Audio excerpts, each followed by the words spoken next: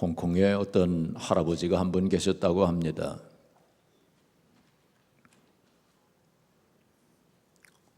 이 할아버지는 청년의 때에 중국의 신학교를 다녔대요. 근데 1949년에 그 난킹, 남경인 것 같아요. 난킹 그 신학교에 다니고 있었는데 1949년 어느 날 공산당원들이 들이닥치더니 그 신학생들을 다 붙잡아 갔어요. 그 당시 이 할아버지는 어떤 여자와 그 약혼 상태에 있었다고 합니다. 이 할아버지는 그러니까 그 당시 청년이었겠죠.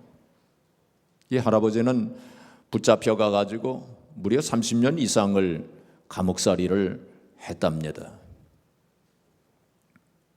그리고 공산당원들은 그 할아버지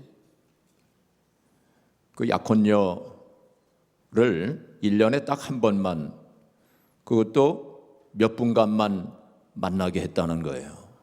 그러면서 그 할아버지를 회유하기를, 당신이 지금이라도 당신이 믿는 예수를 부인하면 지금이라도 이 약혼녀와 함께 집으로 돌아갈 수 있게 해달라고 해주겠다고 그렇게 회유했답니다. 그러나 그때마다 이 할아버지는 예수님은 나의 구주이십니다 하고 신앙의 지조를 지키셨대요. 그리고 이제 30년이 지난 후에 이제 결국 이제 풀려나게 됐는데, 이제 가끔 사람들이 그 할아버지에게 그렇게 묻는답니다. 할아버지는 어떻게 그 30년 이상이나 그 긴 세월 동안 어떻게 그 고난의 그 세월 동안 그 신앙의 지조를 지킬 수 있었습니까? 한 번이라도 예수님 부인하면은 편안하게 집으로 돌아가서 결혼 생활도 하고 그리고 얼마든지 자유롭게 살 수 있었을 터인데 어떻게 그렇게 하실 수 있었습니까? 하고 가끔 사람들이 그렇게 묻는데요. 그러면 이 할아버지는 그 묻는 사람의 얼굴을 빤히 들여다보면서 대답하기를, 어떻게 나를 위해서 희생을 당하신 예수님의 그 사랑을 내가 어떻게 저버릴 수가 있었겠습니까? 그렇게 말했다고 합니다. 사랑하는 성도 여러분, 우리가 이 세상에 사는 사람들을 가만히 보면은 참 여러 종류의 사람들이 있어요. 참 별별 사람들이 다 있습니다. 사람들마다 다 인생관이 다르고 가치관이 다르고 사는 모습도 다르고 생각도 다르고 의견 주장이 다 다릅니다. 그러한 사람들 가운데 크리스찬이라고 하는 사람들이 살고 있는 거예요. 그런데 이 크리스찬들, 이 하나님 백성들이라고 하는 이 크리스찬들도 다 다릅니다. 그 신앙의 정도도 다르고요, 예수님을 향한 그 사랑의 정도도 다르고 희생과 헌신, 그 모든 것이 다 다릅니다. 크리스찬들 가운데서는 이름만 그냥 크리스찬이라고 하는 명목적인 그러한 크리스찬들도 있어요. 또 어떤 성도들은 정말 이 할아버지의 예처럼 정말 자기 목숨을 바칠 정도로 그렇게 주님을 사랑하는 그런 성도들도 있습니다. 그런데 그런 성도들은 그렇게 많지 않은 것 같습니다. 이 세상에 크리스찬이라고 하는 사람들이 참 많지만은 그 가운데서 정말로 진실한 믿음을 가지고 또 주님을 사랑하면서 자기 십자가를 지고 주님을 따라가는 그런 사람들이 얼마나 되겠습니까? 우리가 역사에서 보면은 그런 사람들은 늘 소수였어요. 얼마 되지 않았습니다. 그런데 하나님은 그런 사람들에 대해서 관심을 가지시고 그런 사람들을 통해서 당신의 뜻을 이루셨던 것을 보게 됩니다. 성경은 그러한 사람들을 가리켜서 남은 자라고, 누구라고요? 남은 자라고 그렇게 말씀했습니다. 오늘 본문의 27절 말씀 우리 같이 읽겠습니다. 또 이사야가 이스라엘에 관하여 외치되 이스라엘 자손들의 수가 비록 바다의 모래 같을지라도 남은 자만 구원을 받으리니, 이스라엘 백성들의 숫자가 모래와 같이 많을지라도 그 가운데서 남은 자만 구원을 받는다. 남은 자만 구원을 받는다. 그렇게 말씀했습니다. 또 29절을 보겠습니다. 29절 또 같이 읽겠습니다. 또한 이사야가 미리 말한 바 만일 만군의 주께서 우리에게 씨를 남겨두지 아니하셨더라면 우리가 소돔과 같이 되고 고모라와 같았으리로다 함과 같으니라. 여기서 씨는 바로 남은 자를 가리킵니다. 남은 자. 우리가 성경에서 보게 되면 그 남은 자에 대한 말씀이 많이 나옵니다. 하나님께서는 이 남은 자들, 이 소수의 사람들에게 관심을 가지시고 그들에게 긍휼을 베푸시고 은혜를 베푸시고 또 복을 내려주시고 또 그들을 사용하시는 것을 우리가 보게 됩니다. 어느 시대에나 이 남은 자들이 있었어요. 창세기 7장에 보시면 노아 시대가 있습니다. 노아 시대에 하나님께서 세상을 심판하셨어요. 사람들을 다 물로 심판하셨습니다. 그때에 하나님께서 노아의 가족들 8명만 남겨놓으셨어요. 이 노아의 가족들 8명이 그 시대의 남은 자들이었습니다. 그 후에 사람들의 숫자가 또 많아졌어요. 그 가운데서 하나님께서 아브라함을 택하셔서 믿음의 조상, 하나님 백성들의 조상으로 그렇게 삼으셨습니다. 그래서 이스라엘 사람들의 숫자가 이제 많아진 거 아닙니까? 자, 그런데 하나님 백성 이스라엘 사람들이라고 해서 하나님께서 다 무조건 다 구원하신 게 아니에요. 하나님 백성들 가운데서도 하나님께서 가지를 치셨습니다. 아브라함과 롯, 조카 롯이 있었죠. 그 가운데서 하나님께서 아브라함을 남겨놓으신 거예요. 또 아브라함의 그 아들 가운데서 이삭과 이스마엘이 있었습니다. 이삭과 이스마엘 가운데서 하나님께서 이삭을 남겨놓으셨어요. 또 이삭의 두 아들 쌍둥이 아들 야곱과 에서 가운데서 누구를 남겨놓으셨습니까? 야곱을 남겨놓으신 거죠. 그 다음에 야곱의 그 12아들 가운데서 누구를 남겨놓으셨을까요? 물론 이 요셉을 통해서 하나님께서 또 여러 가지 일을 이제 하셨지만 영적으로는 유다 지파, 유다를 남겨놓으셨다라고 볼 수 있습니다. 왜냐하면 유다 지파를 통해서 예수 그리스도 메시아가 탄생하셨으니까. 그 후에 이스라엘 백성들이 이제 출애굽해가지고 광야를 지날 때 그 출애굽 1세대들 다 광야에서 넘어지지 않았습니까? 그때에 하나님께서 여호수아와 갈렙을 남겨놓으신 거예요. 여호수아와 갈렙을 남겨놓으셨어요. 그리고 가나안 땅에 들어가서 아하브 왕 시대에 이스라엘 백성들이 다 우상을 섬기고 하나님을 떠났지만은 하나님께서 바알 신에게 무릎을 꿇지 아니한 7,000명을 남겨놓으셨다 그랬어요. 그 시대의 남은 자들입니다. 그 다음에 북왕국 이스라엘이 아수르에 의해서 망하고 남왕국 유다가 바벨론에 의해서 망하고 포로로 잡혀갈 때 그때도 남은 자들이 있었어요. 항상 성경에 보면 이렇게 남은 자들이 있었다고 하는 것을 보게 됩니다. 그 후에 수백 년의 세월이 흘러간 후에 예수님께서 이제 탄생을 하셨습니다. 예수님께서 이 세상에 성육신 하셔서 오시고 말씀을 하시기를 누구든지 나를 믿고 영접하는 자는 멸망치 않고 구원을 받으리라 하고 그렇게 말씀하신 거 아닙니까? 그 주님의 말씀을 듣고 예수님을 믿고 영접한 자는 구원을 받았죠. 그런데 대부분의 사람들은, 우리가 복음서를 보더라도 대부분의 사람들은 예수님을 배척했습니다. 결국 그들이 예수님을 못 박아 죽인 거 아닙니까?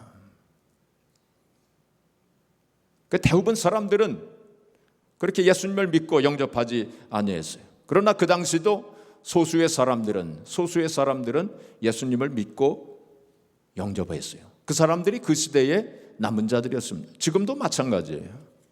지금도 대부분 사람들은 예수님을 믿지 않습니다. 대부분 사람들은 예수님을 영접하지 않습니다. 그러나 지금 우리가 살고 있는 이 시대, 배도의 시대라고 하지 않습니까?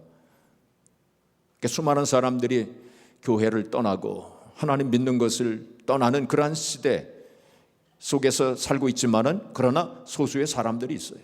소수의 사람들이 하나님을 떠나지 아니하고 예수 그리스도를 믿는 소수의 사람들, 그런 사람들이 오늘날에도 있는 것입니다. 성 오거스틴이 그런 말을 이렇게 말을 했습니다. 복음이 땅끝까지 전파되고 온 세계가 기독교국이 된다 해도 구원받는 이는 소수일 것이다. 성 오거스틴이 그렇게 말했어요. 예수님께서 복음이 땅끝까지 증거될 것이다, 그렇게 예언하셨죠. 지금 우리가 살고 있는 이 시대에 거의 이제 땅끝까지 복음이 증거됐다, 그렇게 봅니다. 그리고 모든 나라가 다 기독교 국가가 된다 할지라도 그래도 정말 구원받는 사람은 소수일 것이다. 성 오거스틴이 그렇게 얘기했어요. 유명한 신학자요 그리고 철학자였던 키에르케고르는 이렇게 말했습니다. 만일 예수 믿는 자가 많다면 구약의 남은 자 사상은 어떻게 되며 대부분이 구원받는다면 어째서 예수님은 좁은 길이라고 말씀했으며 적은 무리여 무서워 말라 너희 아버지께서 그 나라를 너희에게 주시기를 기뻐하신다 라고 했겠는가. 구원받는 사람은 소수일 것이다, 그렇게 말했습니다. 좀 오래된 통계 숫자이긴 하지만 1974년 통계입니다. 그 당시 세계 인구가 40억이었어요. 그때의 크리스찬이라고 하는 사람들이 12억이었습니다. 30%였어요. 근데 이 12억 가운데 사람들을 이렇게 조사를 해봤어요. 이제 표본으로 해가지고 표본 조사를 이제 했는데 그 가운데 정말로 믿음을 가지고 예수님을 영접할 믿음을 가지고 구원의 확신이 있는 사람들은 7%였습니다. 7%. 그래서 전체적으로 이제 본다면 95%가 비신자이고 5%만 참신자였다. 5%만 참신자였다라고 그렇게 통계에서 밝히고 있습니다. 오늘날도 마찬가지일 거예요. 물론 몇 퍼센트가 정말 참 크리스찬이고 구원받은 사람들인가, 그거 우리가 알 수는 없죠. 하나님만이 아시겠죠. 그런데 그 숫자는 아주 적을 것이다. 그래서 어떤 신학자는 또 심지어 1%밖에 안 될 것이다. 교회 다니는 사람들 가운데서도 구원받는 사람들은 아주 적을 것이다 라고 그렇게 말하는 신학자들도 있습니다. 이와 같이 성경 전체에 남은 자의 사상이 도도히 흐르고 있어요. 이 남은 자의 사상을 이해하지 못하면 성경을 우리는 이해할 수 없게 될 것입니다. 원래 남은 자라고 하는 그 단어의 히브리 말은 쉐아르라고 하는 단어를 썼습니다. 영어로는 remnant라고 하는 단어를 썼습니다. 이 쉐아르라고 하는 단어의 원래의 의미는 전쟁 등 어떤 재난 속에서 살아남은 자들, 이런 사람들을 쉐아르라고 그렇게 표현했어요.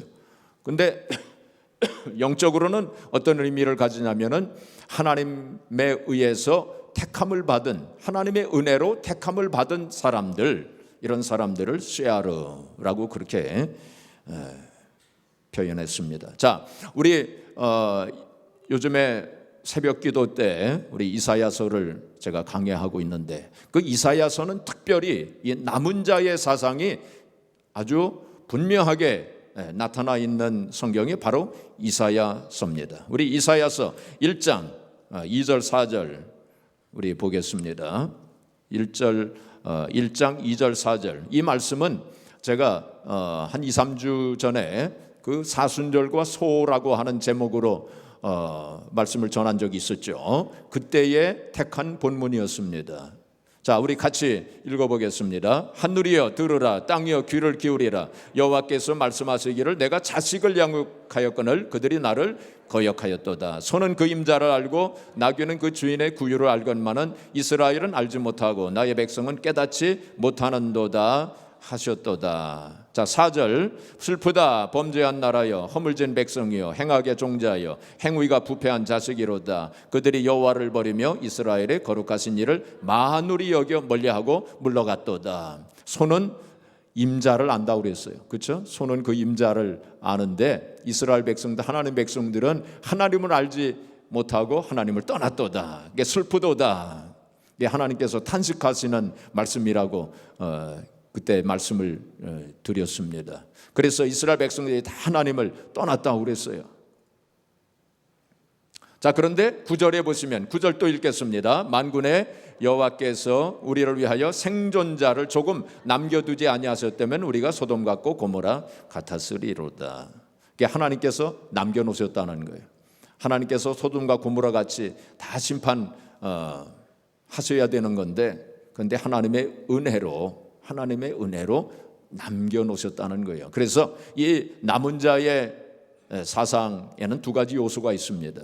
어떻게 우리가 남은 자가 될 것인가? 첫째는 하나님의 은혜로 되는 거예요. 다 심판받아 마땅한 죄인들이지만은 하나님께서 은혜로 우리를 남겨주신다. 그래서 하나님의 은혜예요. 하나님의 은혜로 우리가 남은 자가 되는 것입니다.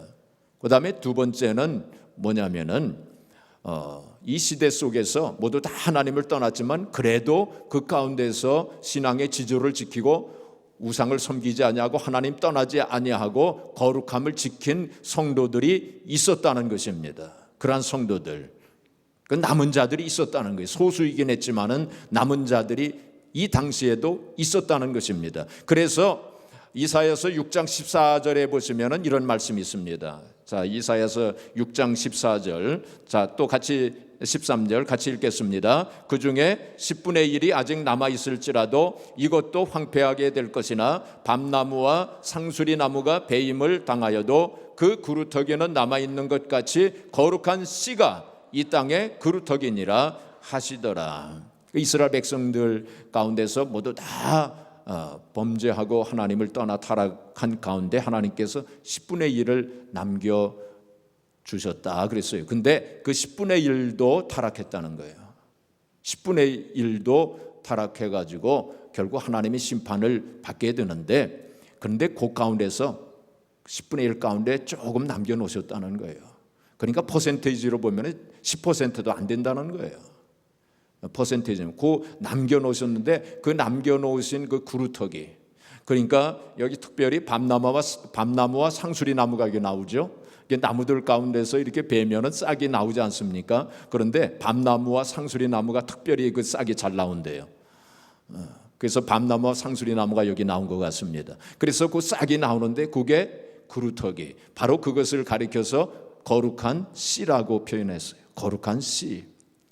그 남은 자는 거룩한 씨라는 거예요. 거룩한 씨. 그래서 영어에 보면은 그 거룩한 씨를 홀리 seed라고 했어요. 홀리 seed.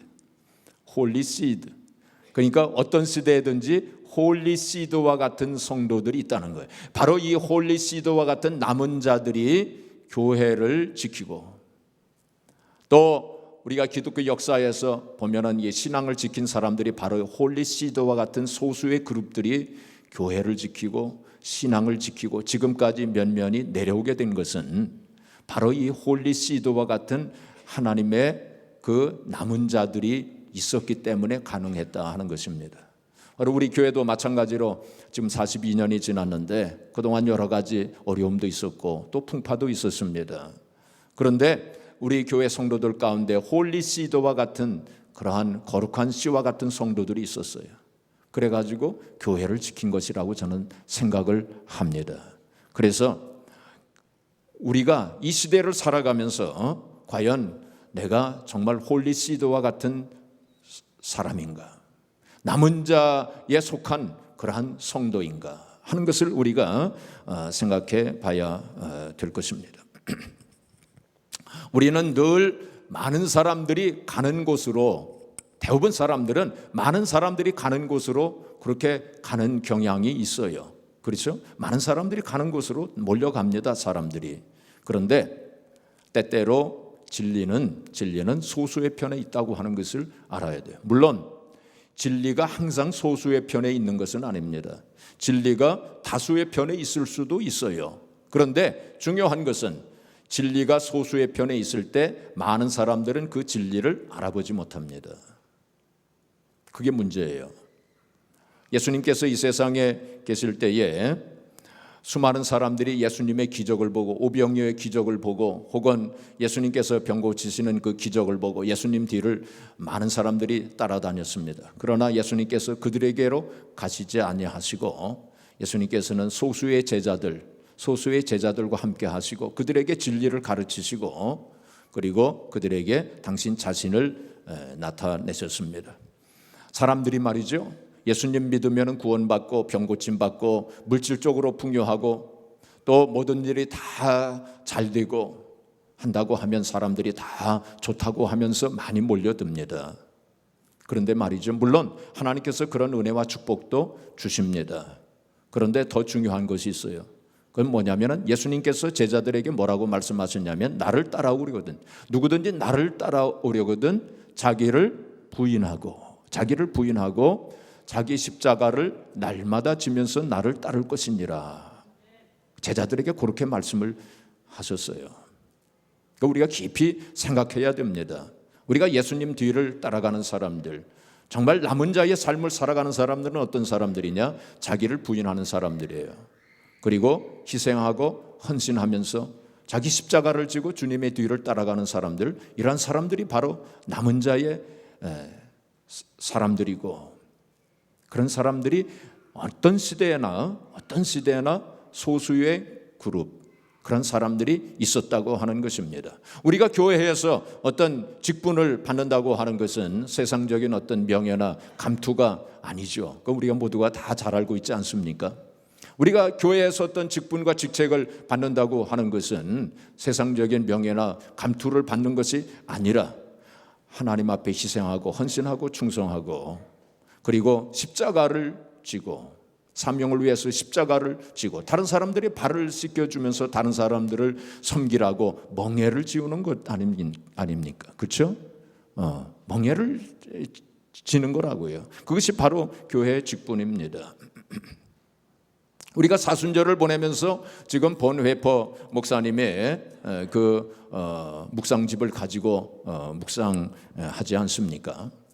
이 본회퍼 목사님은 20세기에 그 양심, 그 시대 20세기 양심이라고 불려지는 분이에요, 이분이.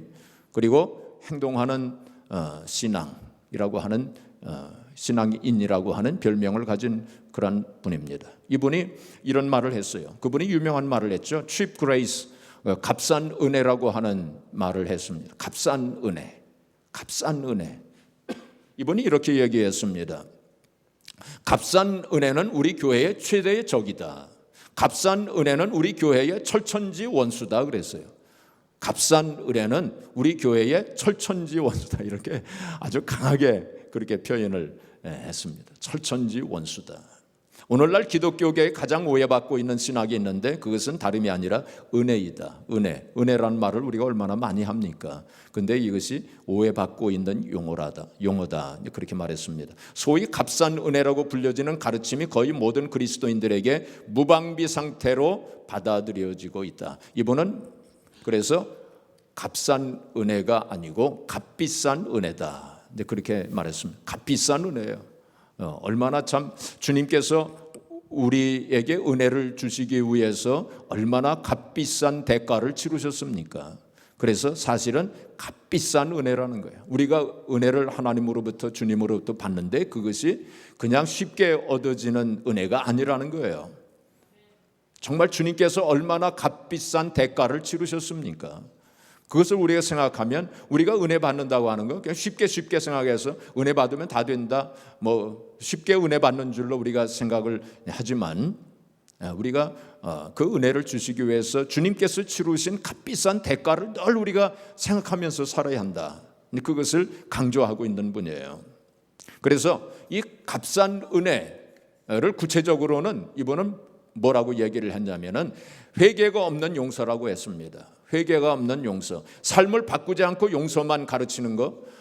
우리는 다 용서받습니다. 우리의 모든 죄와 허물은 다 용서받습니다. 물론 맞는 말이죠. 그런데 거기에는 반드시 회개가 있어야 된다. 이제 그런 뜻입니다. 그렇죠? 주님께서도 그래서 회개에 대해서 얼마나 강조하셨습니까? 그래서 회개가 강조되지 않는 용서, 이거 값싼 은혜라는 거예요. 반드시 회개가 따라야 한다. 근데 그것을 말하고 있죠. 그리고 고백이 없는 세례, 참된 신앙의 고백이 없이 의식에만 참여하라는 것. 그리고 십자가 없는 은혜, 십자가가 빠진 은혜, 그건 값싼 은혜라는 거예요. 잘못된 은혜라는 거예요. 희생이 없는 제자도, 그 다음에 그리스도를 따라가기를 원하고 축복받기를 원하지만 희생을 거부하고 있는 성도들, 생활이 없는 그리스도인, 삶이 없는 그리스도인, 이것이 바로 값싼 은혜이다. 그래서 성도들이 손가락질을 받고, 그래서 교회가 손가락질을 받는 거 아닙니까? 생활이 없고 삶의 실천이 없는 그리스도인들, 이러한 사람들은 값싼 은혜에 지금 마취된 그러한 성도들이다. 근데 그렇게 말했습니다. 그러니까 주님께서도 마태복음 7장 21절에 주여 주여 하는 자마다 다 천국에 들어갈 것이 아니요 오직 하늘에 계신 내 아버지의 뜻대로 행하는 자라야 천국에 들어갈 수 있다 그랬어요. 교회 다니는 사람들이 다 천국에 들어갈 것이 아니다. 주님 그렇게 말씀하신 것입니다. 하늘에 계신 내 아버지의 뜻대로 행하는 자라야 천국에 들어갈 수 있다. 그렇다고 해서 우리가 구원받는 것이 행함으로 구원받는다는 말씀은 아닙니다. 그런데 물론 우리의 구원은 믿음으로 구원받아요. 그렇죠? 그런데 행함이 따르는 믿음이 있어야 된다. 행함이 따르는 믿음이 있어야. 주님께서 그것을 지금 말씀하시고 있는 것입니다. 다시 말하면 우리는 좁은 길로 가야 된다. 어떤 길로 가야 돼요? 좁은 길로 가야 된다. 주님께서 그렇게 말씀하신 거 아닙니까? 넓은 길로 가는 길은 그 넓어가지고 사람들이 많이 그 길로 간다고 그랬어요. 근데 그 길은 멸망의 길이라고 그랬어요. 우리의 좁은 길, 우리에게 있는 좁은 길, 이것은 좁아서 사람들이 많이 가지 않는다고 그랬어요. 그러나 그 길이 생명의 길이라고 그랬습니다. 우리가 가는 길은 좁은 길이 되어져야 돼요. 우리 성도들은 좁은 길로 가는 성도들이 되어야 됩니다. 우리 남은 자는 바로 좁은 길로 가는 성도들입니다. 그 무동에서 목회하시는 어떤 목사님이 좀 우스운 얘기를 하나 하셨어요. 이분이 이게 주일날 이렇게 설교를 이제 하시는데 보니까 늘 앞에 앉으셔서 이게 설교를 예배에 참석하시는 할머니 한 분이 계셨는데 그날따라 보니까 할머니가 그 자리에 안 계셨어요. 그래서 이게 가끔씩 주일 예배에 빠지시는 분이 빠지면 뭐 그런가 보다 하고 신경을 별로 안 쓰는데 한 번도 주일 예배에 빠지시지 않는 분이 빠지게 되면 이 설교하는 사람이 신경을 많이 씁니다. 왜 저분이 왜 안 나오셨을까? 무슨 일이 있을까? 그러니까 여러분들께서도 주일날 빠지시는 경우엔 저한테 꼭 말씀을 해주세요. 하여튼 그 목사님도 그 할머니가 자리에 없으시니까 좀 걱정을 하면서 설교를 했어요. 그리고는 이제 예배를 마치고 그 할머니 댁을 이제 방문을 이제 했답니다. 이 할머니 어떻게 우리 오늘 못 오셨어요? 이 할머니가 대답하기를 목사님 지난 주일에 목사님께서 좁은 길로 가라고 그렇게 말씀하지 않으셨습니까? 그래서 일부러 뒷산 그 좁은 길로 다니다가 그만 넘어져가지고 허리를 다쳤습니다. 그랬대요. 물론 그 할머니는 설교를 잘못 이해를 하신 거죠. 그렇지만은 그 말씀대로 순종하려고 하는 그 마음은 칭찬할 만합니다. 그렇죠? 이 좁은 길로 간다고 하는 것은 바로 그 십자가의 길이에요. 고난과 희생의 길입니다. 그렇죠? 그 쉬운 길이 아닙니다. 그러나 우리는 바로 그 길을 가야 합니다. 바로 그 길이 사는 길이고 그 길이 생명의 길이고 그 길이 바로 남은 자의 길이기 때문입니다. 사랑하는 성도 여러분, 우리가 신앙생활 하시면서 가끔씩이라도 좀 주님을 놀라시게 해드리세요. 네가 나를 놀라게 하는구나. 네가 나를 감동시키는구나. 우리가 평생 신앙생활 하면서 주님 한 번도 놀라게 해드린 적이 없고 한 번도 주님의 마음을 감동시켜 드린 적이 없다면 그거 좀 생각해 봐야 돼요. 그렇죠? 네가 나를 정말 감동시키는구나. 스데반 집사님이 순교할 때 주님께서 일어서셨다고 그랬어요. 하늘 위에 하늘 보좌에서 일어서셨어요. 스데반 집사님이 순교할 때 주님께서 가만히 앉아 계신 게 아니에요. 일어서셨어요. 그 감동하신 거예요. 스데반 집사님이 순교하실 때 주님께서 감동하신 거예요. 여러분 특별히 사순절 기간 동안에 한번 주님을 좀 놀라게 해드리시고 한번 감동시켜 드리시기를 바랍니다. 뭐 철야 기도를 좀 하시든지 아니면 금식 기도를 좀 하시든지 아니면 큰 믿음을 실천하시든지 아니면 큰 사랑을 표현하시든지 하면 주님을 좀 이렇게 좀 감동시켜 드리는 삶을 우리가 살아야 하지 않겠습니까? 그런데 더 중요한 것은 무엇이냐면 먼저 우리가 남은 자의 삶을 살아가는 거예요. 아까 거룩한 씨라는 말씀이 나오지 않았습니까? 거룩한 씨와 같은 그러한 성도의 삶을 살아가야 돼요. 그렇죠? 또 우리의 심령 속에 거룩한 씨가 있어야 돼요. 거룩한 씨. 우리의 심령 속에 거룩한 씨가 있을 때 우리는 거룩한 씨로서 거룩한 씨와 같은 성도로서 살아갈 수 있게 되는 것입니다. 바로 거룩한 씨, 홀리 씨드가 있는 그 심령은 어떤 심령일까요? 바로 성령 충만한 심령입니다. 이 홀리 씨드라고 하는 거룩한 씨는 바로 영적으로 본다면 성령이에요. 성령으로 충만하게 될 때 바로 우리가 거룩한 성도의 삶을 살게 되고 남은 자의 삶을 살 수 있게 되는 것입니다. 여러분 오리가 물 위에서 이렇게 헤엄을치지 않아요? 근데 오리의 이 털, 오리 겉에 있는 이 깃털들은 물에 젖지 않습니다. 물속에 있는데 물에 젖지 않아요. 왜 그런지 아세요? 오리의 몸에서 계속 그 기름이 뿜어져 나옵니다. 기름이 뿜어져 나오기 때문에 오리 털이 물에 젖지 않는데요.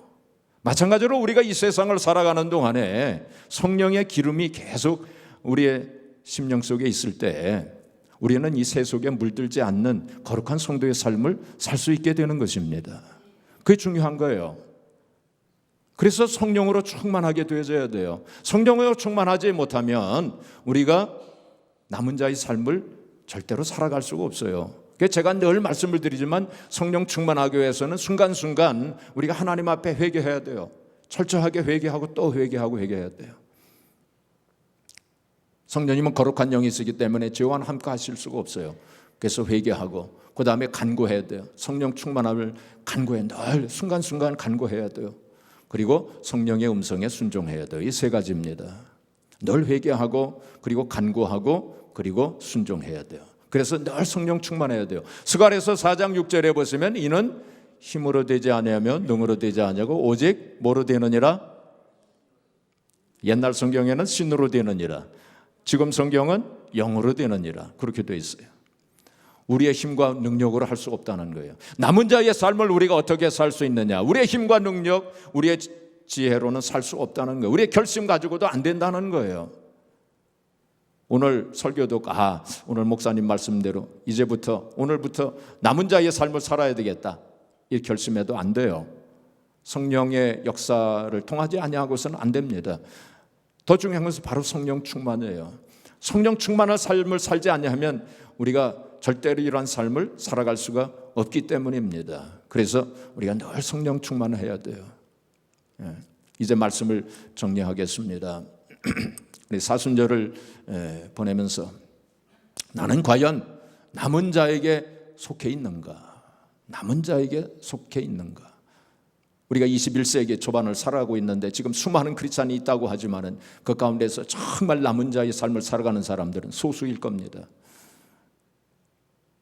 나는 과연 그 남은 자에 속해 있는가? 점검해 봐야 돼요. 하나님께서는 바로 그 남은 자에 관심이 있으셔요. 그 남은 자에게 은혜를 베푸시고 긍휼을 베푸시고 또 그 남은 자에게 복을 내려주시고 그들을 통해서 당신의 뜻을 이루어 나가신다는 사실을 우리 알아야 돼요. 우리가 이 세상 살아가면서 지금 이 세상에 잘못된 것이 너무나도 많습니다. 거기에 취하여 살지 아니하고 우리가 어떤 형편, 어떤 사정 속에서도 우리의 믿음이 흔들리지 아니하고 신앙의 지조를 지켜나가야 돼요. 그리고 세속에 휩쓸리지 아니하고 세속에 물들지 아니하는 그러한 성도의 삶을 우리가 살아가야 됩니다. 다른 사람들이 다 이쪽 길로 간다 할지라도 나만은 좁은 길로 걸어가는 그러한 성도의 삶을 우리가 살아야 하지 않겠습니까? 우리 인생은 짧아요. 금방 지나갈 것입니다.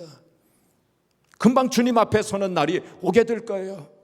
그때까지 우리가 어떤 마음으로 살아갈 것인가 우리가 생각해 봐야 돼요. 그런 사람에게 하나님께서 남은 자의 영광을 보여주실 거예요. 오늘 23절 말씀 제가 봉독하지는 않겠습니다. 오늘 23절 말씀은 남은 자의 영광에 대한 말씀이 나와요. 하나님께서 그런 사람들에게 남은 자의 영광을 보여주세요. 바로 그런 사람들을 통해서 하나님 역사하시는 거예요. 우리가 사순절을 보내면서 우리 자신들을 되돌아보면서 우리 신앙을 또 점검하면서 우리가 남은 자의 삶, 그리고 내 안에 늘 거룩한 씨가 있는 늘 성령 충만한 성도의 삶을 살아서 남은 자의 영광을 체험하고 또 남은 자의 영광에 들어가면서 하나님께 영광 돌리는 저와 여러분들이 되어지기를 주님의 이름으로 축복합니다.